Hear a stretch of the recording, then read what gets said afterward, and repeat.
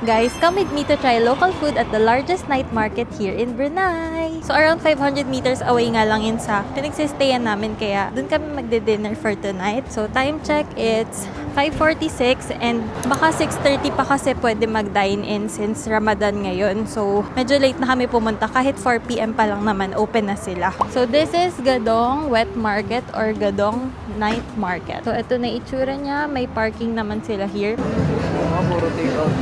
So may seating area naman dyan guys, pwede mag-dine, pero hintayin natin bumaba yung araw. So itong mga drink na to guys, $1 lang. And then meron din dito sa kabila, mong meta dito ang drink. So kung di kayo familiar guys, ang nasi katok ay chicken rice. So $1 lang, meron ka ng chicken rice meal. So let's buy lang ka here in this one. Thank you. With rice? Ano yung no spicy? No spicy. Yes. Okay. Ano pa? Thank you. So let's buy this naman. Fish crackers or fish sausage snack. So next, let's buy yung parang lumpia nila. So dito freshly grilled yung satay nila. $1 for 4 pieces. Marami rin sila ditong available na iba like squid. Meron ding iba-iba pang satay na lamb, ganun. $2 for watermelon juice. Ayan. Yan na lang.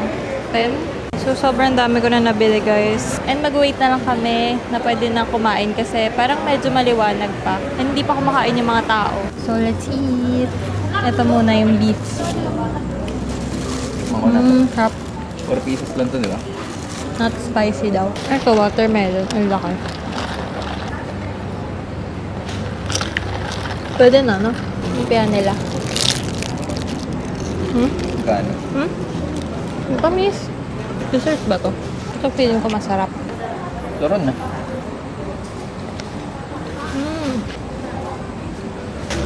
All in all, magkano tayo? Baka mga 11 lang. Fishball. Parang fishball nga. Ang dami naming nabili guys, pero wala lang, no? Ito siguro yung pinaka-mahal, pero pinaka-sulit kasi makapal yung beef. Lastly guys, let's eat the langka. So this is magkano? $2 or 90 pesos. Sana kasing crunchy nung sa China. Pero yun na. Sarap, tamis.